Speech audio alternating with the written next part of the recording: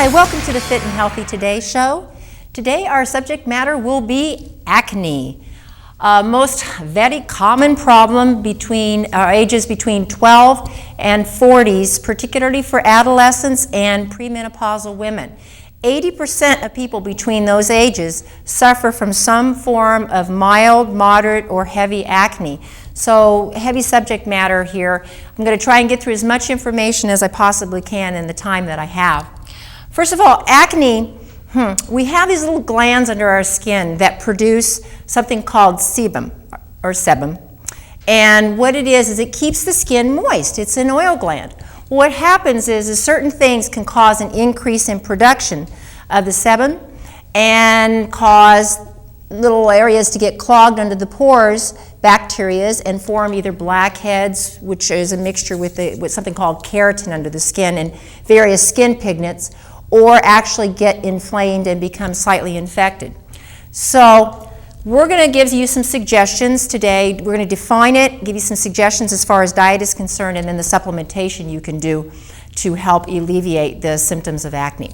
First of all, hormonal fluctuations or imbalance are probably one of the biggest causes of premenopausal and adolescent acne, which primarily arises from androgens, the conversion of testosterone into dihydrotestosterone, and then estrogens are somewhat antagonistic, particularly environmental estrogens. In a nutshell, hormones are fluctuating all over the place, and it causes acne and the sebum to overproduce. Poor diet, poor digestion, you don't break down fats, you have the wrong kinds of foods, you take in toxic chemicals, over 3,000 different toxic chemicals in the U.S. added to food, will cause your liver to become toxic. On a cellular level, you become toxic. You're not digesting your foods. The liver becomes imbalanced. You just cannot properly regulate your hormones or stabilize the hormones. Emotional distress, increases in cortisol cause hormones to become disrupted.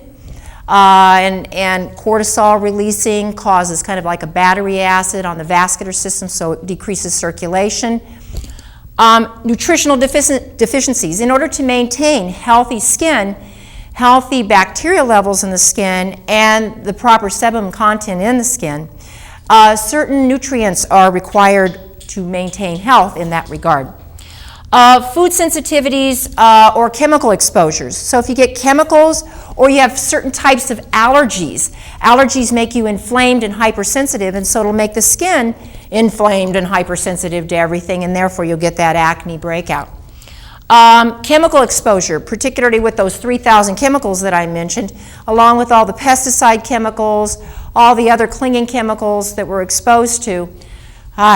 Your body has to detox all of these. I heard an estimation that my great-grandparents were exposed in a lifetime to chemicals of what we're exposed to in one day. Just a lot more chemicals than the old days, 100 years ago.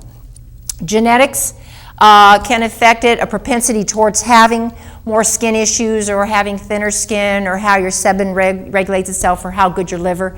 Genetically, certain people, families who have problems with acne, their kids will have more problems, but we can reduce it with some of the other suggestions I'm going to give. Candida. The sugar feeds that candida, and with such high amounts of sugarholics, people who consume a lot of sugar, processed foods, it feeds something called candida, or otherwise AKA known as yeast. And that yeast just goes crazy. It causes you to become inflamed, hypersensitive, and actually literally they have done testings on the skin as far as the glucose is concerned when people have diabetes or high sugar content, and literally how the skin and the cells process sugar comes out definitely through the skin. We're going to address diet first of all, and the things that you can do dietary to help, and then the things that you can avoid that hinder the process or contribute to acne. Diets, and good old Jack LaLanne 40 years ago said, diets of unprocessed foods. Good old wholesome shopping the perimeter of the grocery store. A lot of fruits and vegetables. Good sources of quality protein.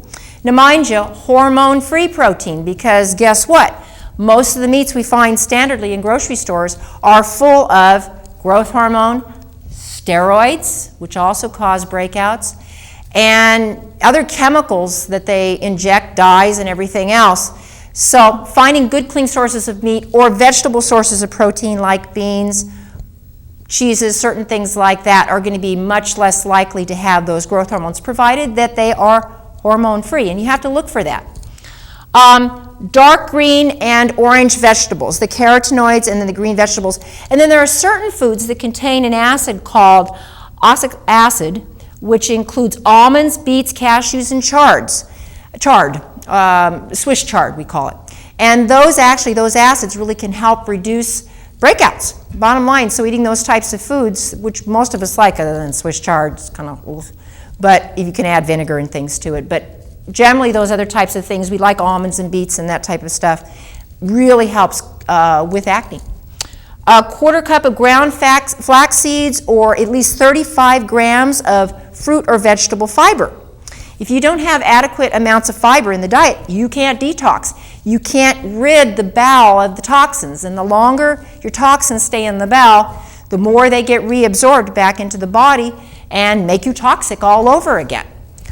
Nuts and seeds like almonds and walnuts, ones that you're not allergic to. Good fats, what we call good fats in the diet, almonds, walnuts, pecans, sunflower seeds, pumpkin seeds, avocados, they reduce inflammation, and they can help also stabilize those hormones that we discussed earlier to help reduce acne symptoms. We talked about quality protein, making sure and doing your best to make it more vegetable sources of protein or organic sources.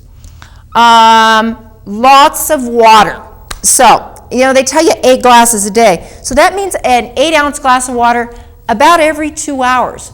And obviously you got to adjust that accordingly, because if we do one right before we go to bed, we're going to be up in the middle of the night. So you need more of your water in your earlier parts of your day, but a minimum of a glass of water every 2 hours. So carrying that water bottle along. Water cleanses the cells, it detoxes, it moves bowel along. It's one of the key detoxifying agents, and so many people are drinking sodas and coffee and things like that, that they're not washing and cleaning out the cells. Active live bacteria yogurt. There's things like Daniva and others. Most of those only contain just a few strains of bacteria, but they can be helpful in building up some of that bacteria levels in the bowel that can help you fight off those staph infections with those little white breakouts. Foods to avoid, and this I kind of really want to focus on, especially among the kids and the sugarholics. You got to avoid junk and processed foods as much as you can if you have acne issues. I mean, this is junk. They're full of hydrogenated oils and fats, fats that literally are chemical. They don't break down. They're called trans fats, and some actually governments and city governments have outlawed them. Sugar encourages oil production and bacteria or yeast. And remember how I told you how they actually literally tested the skin? There literally is something called skin diabetes, which basically means you have these cells in your skin that hold a lot more sugar and much more sugar receptive. And under those circumstances, guess what? Sugar feeds bacteria and yeast, so you're going to break out more. So getting yourself off of that sugar to change those cells and how they receive sugars is very, very important. Food allergies, particularly to dairy, wheat, corn, chocolate, those tend to be some of the worst offenders other than hydrogenated foods to contribute towards acne. So if you can avoid those for a while to see whether or not your body responds or reacts, or eliminate them and maybe add one at a time and see if it aggravates your acne, very good option to choose. Obviously, acne isn't just a physical thing. It affects people emotionally, especially kids. People make fun, all those kinds of things. As an adult, you can usually deal with it a little bit better.